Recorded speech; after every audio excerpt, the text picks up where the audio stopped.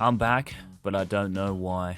Upon entering Champ Select, I was greeted with an abundance of Korean dialect that clearly told our mid laner to pick an AP champion, so we have 4 AP. What a great start. I wanted to take my early frustration out on someone, and that someone almost became the top lane Udyr. Because my intrigue was peaking, I translated the essay in the chat and out-popped Veigar's support tier list. This would normally inspire a team, but in Korean Master it does the opposite. Instead of cultivating some synergy between the bot lane duo, our support locked in Nautilus, a champion invisible on Veigar's tier list. Despite the signs of doom in Champ Select, the loading screen emanated optimism. All 5 of us had streamer mode turned off. We were clearly a team of chads. But what we also had was a Veigar with a name so perverse that there was no way a normal functioning human was behind that screen. However, the enemy team had a Hecarim, a champion that reeks of no skill and deformity, a consensus evidence at level 1 by this 4-legged beast, thinking he was donning Harry Potter's cloak of invisibility. You're a wizard, Harry.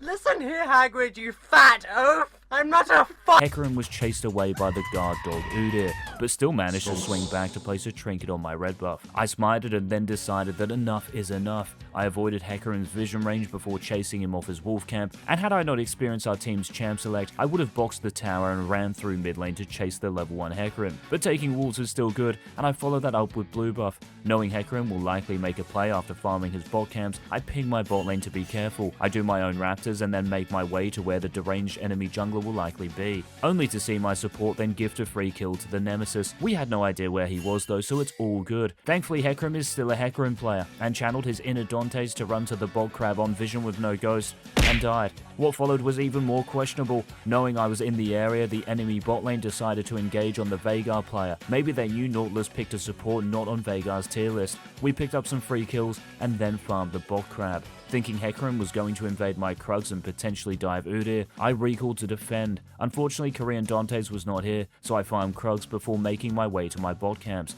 Much to my surprise, Udyr managed to take down Yone in the top lane, and our team had amassed 7 kills in just 4 or so minutes. How free was this? After consuming some jungle monsters, I recalled again for Rectrix and Boots, and spectated one of the greatest dives in living memory. I hold Q until I know where the enemy champions will be, and neatly pick off the toad and then the horse. I should have stopped my animal cruelty here, but when your no-skin support Nautilus, who has shown signs of intentional feeding, suddenly pings on my way, you listen. I then farm Gromp and run to my top side to cover potential counterplay from Hecarim, and what a decision this was. Hecarim appeared having a sniff of my raptor camp, so I returned the favor and sniffed him on the top crab. Thinking Echo would actually use his spells, I stopped attacking Hecarim to give a kill to my mid laner, which he thankfully attained moments later. After farming the crab, the beneficiary of some jungling dominance pressed enter and typed this. I can only imagine Echo was thanking Shaco for this free win, a conjecture that was soon proven when Echo pinged Hecarim. If you want your own teammates to marvel at your jungling prowess, then start your training on our interactive learning platform Dombishi, where we teach micro and macro lessons and test you immediately. So join hundreds of other students and get signed up.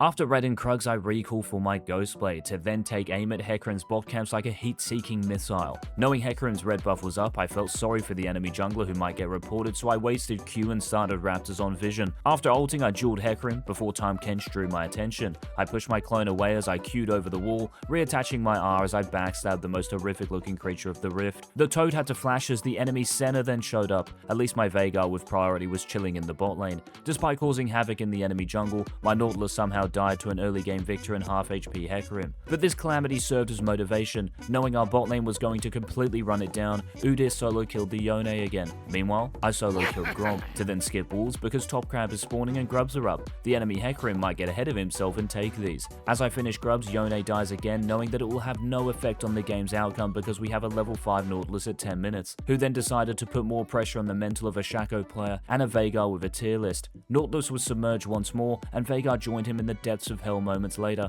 I don't know what's more shocking, not seeing the chat bombarded from the diminutive purple magician, or seeing my top laner take down anything that comes his way. With 6 Infinity Stone Thanos in the top lane, I was suddenly brimming with confidence, and stole the deceased Hecarim's raptors, but a Shaco's thirst for blood is insatiable. I wait in this brush for the inevitable, a Hecarim with no sense of direction to face check me. I auto-attack once and R for 2 reasons, to give my clone permanent Hella Blades, and to dodge Hecarim's Q. I ignite so this cretin cannot heal to infinity and beyond, on through his W, but my clone was giving me blue balls. Not being able to unleash on the Hecarim, I had to get creative, so I clicked away to create space for a reliable Q backstab E finisher, and I was unstoppable. Something Time Kench wasn't, as Nautilus made his first good play of the game and interrupted the Toad's hop, and my 6th kill followed. Senna would have been my 7th, but she was playing at range and the wave had not crashed, so I U-turned for Dragon. Having found momentary peace, I was swiftly reminded as to why purple borders are the most dangerous, as Veigar somehow died to the Senna despite 3 nearby teammates. The good Samaritan Nautilus saw what had happened and instead of avenging his partner in crime,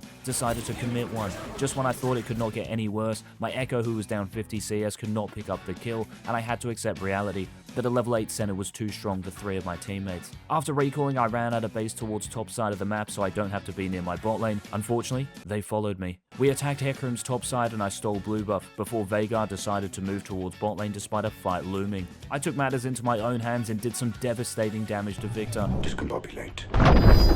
Imagine being 6-0 and seeing this damage after Q backstabbing someone. Needless to say, we lost the fight because I did not get a pentakill, and this was the first domino falling. Echo then went back to back with this symbol in the chat. I'm sure this was him apologizing for being so useful. I stole the enemy raptors again and queued into the river, only to see this in the bottom left. Veigar was clearly disturbed by me completing my jungle quest, so let his feelings be known. This deep and meaningful did not stop there, however. As I was halfway through Gromp, Echo retaliated. I tried to remain focused because there is a hero in all of us. I hovered mid to play around Nautilus and Echo's R, and Echo redeemed himself with this contribution. Because my own contribution was not enough, I decided to punish the greeting Victor in the bot lane. Why my Veigar TP'd with me being able to pick up the wave and with Rift Herald spawning soon, only he knows. But one thing I do know, this center is scripting.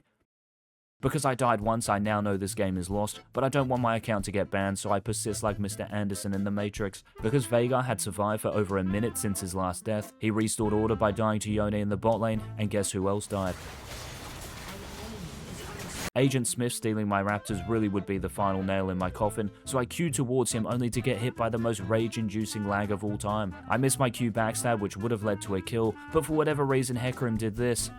I regain my focus and act as if I am going to Q away from the enemies, only to Q back towards Senna. I R to dodge Senna's W and take Korean Sniper with me. My clone then did more than any of my teammates this game with an explosion for the ages, leading to 2 more kills and mental salvation. I ran out of base with newfound ebullience and used my collector and spare cloak on the dragon. The enemy team were threatening Rift Herald, so I marched. After killing Time Kench for what felt like the 15th time, I repositioned to flank the enemies, but I should probably backstab the Senna and E the Victor instead of wasting Q on the walking stick. I tried to R away from Victor's gravity field, but Yone's Q3 locked me in place, and thinking we were winning this fight, I was shocked to see basically everyone dead.